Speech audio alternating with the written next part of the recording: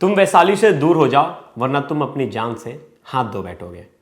ये धमकी उमाशंकर को उनकी जो गर्लफ्रेंड है वैशाली, उसके बॉयफ्रेंड संदीप पांडे ने दी है।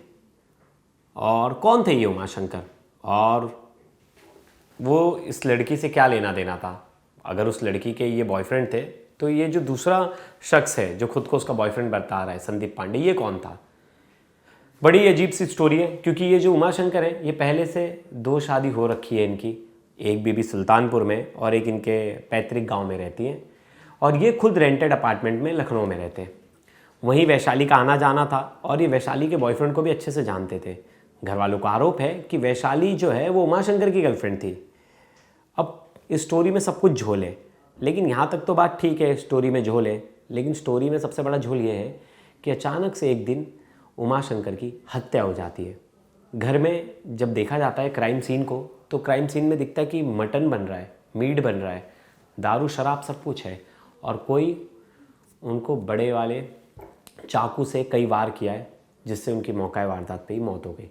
दूसरे दिन पता चलता है उनकी हत्या हो गई। जब वो फ़ोन नहीं उठाते, कुछ कॉल रिसीव नहीं करते, तब लोग जब वहाँ पहुँचते, उनके भाई देखते हैं तो उनकी हत्या हो गई। उनके भाई ये सब कुछ बताते हैं वैशाली के बारे में, उसके बॉयफ्रेंड के बारे में।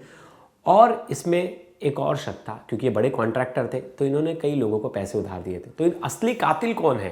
क्योंकि कुछ दिन पहले तो धमकी तो दिया था उसके वैशाली के बॉयफ्रेंड ने, लेकिन क्या कातिल वही है? इसके पीछे क्या है पूरी सच्चाई, क्या है ये पूरी मर्डर मिस्ट्री, किसने उमाशंकर को मारा, इस वीडियो में जानेंगे। लास्ट तक वीडियो जरूर देखिएगा। नमस्कार, मेरा नाम है प्रेश पांडे और आप देख रहे हो क्राइम तक। उमाशंकर जो कि एक कॉन्ट्रैक्टर है और एक रेंटेड अपार्टमेंट में लखनऊ में रह रहे थे। अचानक उनके घर वाले उन्हें फ़ोन करते सुबह, और कोई कॉल का आंसर नहीं होता। उनके भाई उन्हें फ़ोन करते रहते लेकिन फ़ोन नहीं उठाते। इससे उनके भाई परेशान हो जाते हैं और वहाँ पहुँचते हैं, देखते हैं उस अपार्टमेंट में पहुँच के। और उससे पहले वो 1-2 लोगों को और आस पड़ोस के फ़ोन कर देते। वो पहुँचते देखते हैं कि उनकी डेड बॉडी पड़ी है, खून से लथपथ, और पास में दारू शराब रखी हुई है, चखना रखा हुआ है और मीट बना हुआ है किचन में। मतलब देखने से लग रहा था कोई जान पहचान वाला आया था, उनके साथ मीट खाया, शराब पी और उनकी हत्या कर दी। सब शौक थे कि किसने मारा, और अभी तक उनके परिवार को नहीं पता है। तो जो उनके भाई हैं उमाशंकर के, वो बताते हैं कि मेरे भाई की 2 पत्नियां हैं, एक सुल्तानपुर में रहती और एक हमारे होम टाउन में रहती है, और दोनों को घर दे रखा है, दोनों से 3 बच्चे हैं। और जब पूछा गया उनके भाई से तो यहाँ किसके साथ रहते, बोलते यहाँ ये अकेले रहते, लेकिन यहाँ एक लड़की का आना जाना था, उसका पूरा एक्सेस था, उसके पास घर की दूसरी चाबी जो की होती है वो थी। तो पूछा गया कौन है, बताया कि उसका नाम है वैशाली, और वो कहीं ना कहीं वो मेरे भैया की गर्लफ्रेंड थी। मतलब सोचिए 2 शादी, उस पर से 3 बच्चे, लेकिन उम्र है 45 साल, और उसमें भी जो है गर्लफ्रेंड रखी है 25 साल की। तो ये वैशाली की उम्र 25 साल है और उसकी गर्लफ्रेंड है। पता चला, उन्हीं के भाई ने बताया कि वैशाली का एक बॉयफ्रेंड भी है जिसका नाम है संदीप पांडे। और वैशाली जो है वो पास में ही लखनऊ में ही एक स्टॉल लगाती थी चाय का, और संदीप उसी स्टॉल में काम करता था। और इनकी मुलाकात, जो वैशाली की है मुलाकात उमाशंकर से उनके एक दोस्त ने कराई थी, परिचित में। धीरे धीरे दोस्ती बढ़ी और नज़दीकियाँ बढ़ गई, जिसके बाद वो वैशाली से इतना ज़्यादा प्यार करने लगे कि वैशाली के भाई को 10 लाख का उधार दे दिया। उधार किस चीज़ का? मुर्गा पालन का बिजनेस चालू करना था। वो चालू करने के लिए पैसे भी देते और पैसे कभी नहीं मांगे। वैशाली उनके साथ उसी घर में रहती थी, ऐसा इनके भाई का आरोप है। लेकिन ये बात से उनका जो बॉयफ्रेंड है वो काफ़ी ज़्यादा नाराज़ था। वो उमाशंकर को बहुत बुरी नज़र से देखने लगा था और वो उनके लिए दुश्मन बन गया था। एक रोज़ वो उमाशंकर को फ़ोन करता है और कहता है कि तुम वैशाली से दूर हो जाओ, वरना तुम्हें अपनी जान से हाथ धोना पड़ेगा। अब ये बात खुद उनके भाई को पता थी, लेकिन उनके भाई का कोई उन पर वश नहीं चलता था। वो अपने भाई को समझाते थे उमाशंकर को, लेकिन वो उनकी बातें नहीं सुनते थे और उन्होंने बोलना बंद कर दिया था। अब इस बात को लेकर उन्हें लग रहा है कि ये धमकी जो है संदीप ने दी है, और इसमें कहीं ना कहीं जो लड़की है उसका हाथ है, जो उनकी गर्लफ्रेंड है वैशाली, मर्डर का। तो पुलिस का भी सवाल था, ऐसा क्यों लग रहा है? तो कहने लगे कि पैसे दिए हैं, और जिस वक्त ये हत्या हुई, हत्या के बाद उनके पास एक ब्रेसलेट था, उनके पास सोने की अंगूठी थी, सब कुछ था, वो सब कुछ ले गए थे। उनके घर में सिर्फ एक ही जन को ईजी एक्सेस था, वो था उनकी गर्लफ्रेंड को, जिसके पास इस घर की चाबी थी, और किसी को ईजी एक्सेस नहीं था, क्योंकि रेंटेड अपार्टमेंट था, बाहर के लोगों को ज़्यादा नहीं बुलाते थे। दूसरी पत्नी जो सुल्तानपुर में, उन्होंने इसमें एफआईआर दर्ज कराई है, जिनका नाम है ममता।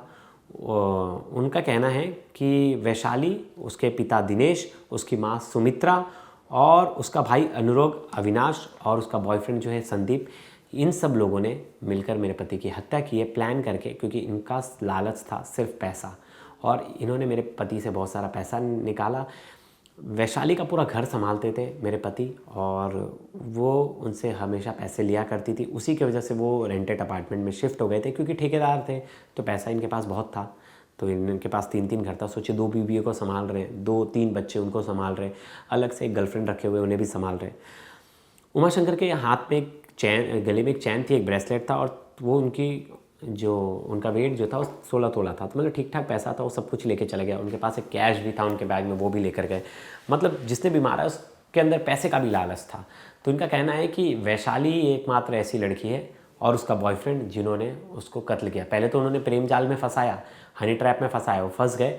बाद में उन्हें लगा कि अब ये गले तक बात आ गई है, अब वो उसको अपने साथ रखना चाहते थे हमेशा, तो इसलिए उसकी हत्या कर दी। ये उनकी पत्नी जो है उनका आरोप है।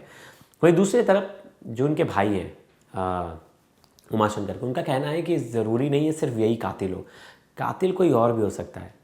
तो हमने भी सवाल किया कि कौन हो सकता है। उनका कहना है कि मायापुरी के निवासी हैं शिव अताड़ी और संजय करके। ये दोनों प्याज के बिज़नेस के लिए इनसे 2.5 करोड़ रुपए लिए थे, और इनके बिज़नेस में बहुत सारा लेन देन बाकी है।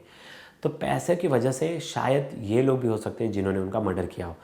अब पुलिस के सामने गुत्थी थोड़ी सी वो हो गई है, मर्डर मिस्ट्री थोड़ा कंफ्यूजिंग सा हो गया है, क्योंकि 2 लोगों पे अब शक है। एक पहला शक तो वैशाली के ऊपर है, क्या वैशाली इसकी कातिल है? तो अब पुलिस सीसीटीवी फुटेज खंगाल रही है, आसपास के सीसीटीवी फुटेज देखे जा रहे हैं, उसमें कौन दिख रहा है, कौन आ रहा है, कौन जा रहा है घर में, कॉल रिकॉर्डिंग्स खंगाली जा रही है, लास्ट कॉल किसका था, वहाँ के मोबाइल लोकेशन देखे जा रहे हैं, क्या ये चारों जिन लोगों का नाम है क्या इन आरोपियों में से किसी का भी लोकेशन है। लेकिन जो हाल फिलहाल में जो जिस तरह से बॉयफ्रेंड ने धमकी दी थी, तो जो पहला शक है वो सीधे तौर पर सिर्फ उन्हीं पे है। किन पे?